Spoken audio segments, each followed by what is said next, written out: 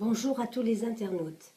Je fais cette vidéo à l'intention de mon employeur depuis 1976, le CCS de la ville de Grenoble, qui à l'époque s'appelait le Bureau d'aide sociale, où je suis employée comme agent technique. Vidéo afin que celui-ci accepte de regarder en face le mal qu'il me fait en étant aussi indifférent et insensible à ma situation. Alors qu'il a pour vocation à venir en aide aux personnes en difficulté, il a choisi de nier la situation de précarité dans laquelle il me met depuis 2009. Mon seul tort ayant été d'être placé en longue maladie de 2005 à 2008. Et malgré mes nombreuses demandes de reclassement professionnel, la seule réponse qu'il me fait depuis fin 2008 est de m'envoyer consulter un nombre impressionnant de médecins du comité médical afin d'avoir un avis d'expert pour se prononcer sur ma reprise au travail ou me placer en retraite anticipée pour cause d'invalidité. Mais je note que mon employeur et le comité médical n'ont pas une très grande confiance dans leurs médecins, puisque dès lors qu'un avis est favorable à ma reprise, ils me demandent d'aller consulter de nouveau. Ou serait-ce que les conclusions ne soient pas celles qu'ils attendent? Ce qui est le cas depuis 2008, puisque j'ai consulté durant cette année, ainsi que 2009, 2010 et 2011, à de nombreuses reprises, et qu'en 2012, il me conviait à une nouvelle expertise, que j'ai refusée avec l'accord de mon avocat. Il semble que le CCS n'a pas non plus une très grande confiance dans le tribunal administratif de Grenoble, dès lors que celui-ci tranche favorablement dans mon sens. Puisqu'en 2010, il n'a pas hésité à saisir Paris pour demander la suspension d'une décision prise en ma faveur. Demande de suspension non suivie des faits. Ce qui m'incite à me demander pourquoi à chaque fois qu'une décision ou jugement sont en ma faveur, le CCAS trouve matière à redire. D'où l'idée me vient qu'il se pourrait que mon employeur et le comité médical fassent tout afin de se justifier de ce qu'ils m'obligent à subir, afin de me contraindre à cette mise à la retraite. Actuellement, mon employeur a l'obligation de me verser un demi-traitement. Mais en attendant quoi? Je l'ignore, puisque ma demande de reprise au travail a été validée par les experts qu'ils m'ont contraint à aller consulter, et que malgré cela, je continue à recevoir des demandes d'aller consulter.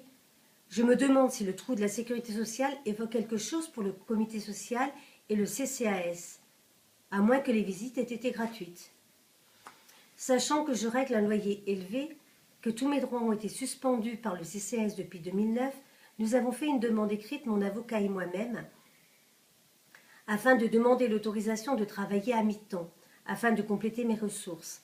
Le CCAS n'a jamais répondu. Mon délégué syndical et mon avocat m'ont conseillé plusieurs mois après ce silence d'accepter des petits contrats déclarés afin de pouvoir survivre car je n'étais plus en mesure de régler mes loyers et autres factures. Ce sont les Restos du Cœur, la mairie des Chirolles qui m'ont aidé avec des bons alimentaires, l'OPAC qui a accepté d'attendre pour le règlement des loyers impayés et le Crédit Agricole qui s'est montré plus que tolérant face à mes découvertes, ainsi que mon fils aîné qui m'a épaulé moralement et Dieu sait s'il m'a souvent vu m'écrouler à ces moments-là. En présence de mon délégué, j'ai informé ma hiérarchie que j'acceptais quelques contrats, car je ne pouvais plus faire autrement. Celle-ci a validé cet état de fait en confirmant qu'en effet, elle imaginait bien ma précarité. Cela prête à sourire. Depuis, je continue à me battre afin d'être réintégrée, car tout cela est une énorme injustice. Je ne veux pas accepter une mise à la retraite injustifiée juste parce que c'est le souhait de mon employeur. Depuis 2009, j'ai tout perdu. Je vis avec une épée de Damoclès au-dessus de la tête.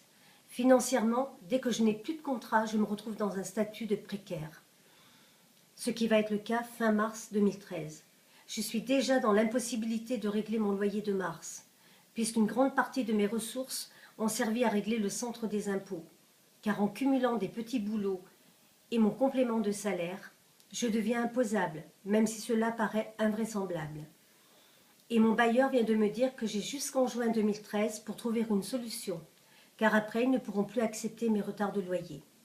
Je fais appel à vous les internautes pour que vous fassiez remonter cette vidéo, afin que mon employeur prenne la mesure exacte de ce qu'il m'oblige à vivre, alors qu'il suffit qu'il valide ma réintégration. Je suis fatiguée, angoissée par un avenir qui m'effraie, car à 56 ans le 4 avril prochain, Je n'ose pas imaginer mon avenir. Je suis apte à travailler et je le prouve en acceptant les contrats qu'on me propose. Sauf qu'ils se font de plus en plus rares au vu de mon âge. Je me doute que le CCAS de Grenoble joue sur le temps pour finir par avoir gain de cause et me placer en retraite. Mais je refuserai celle-ci tant qu'il me restera des forces pour le faire, car je ne vois pas au nom de quoi je devrais l'accepter. Je vous alerte, internautes qui visionnez cette vidéo, afin que vous fassiez remonter celle-ci, en espérant que mon employeur finira par admettre le mal qu'il me fait, et fera le nécessaire pour le réparer. Car il serait bon qu'il se souvienne qu'il a pour vocation d'aider les personnes précaires et non pas les placer en difficulté. Cela fait plus de 30 ans que je travaille comme agent technique pour lui et je souhaite retrouver ma place car je ne suis pas coupable d'avoir été absente pour raison médicale et rien ne justifie une retraite anticipée. Merci.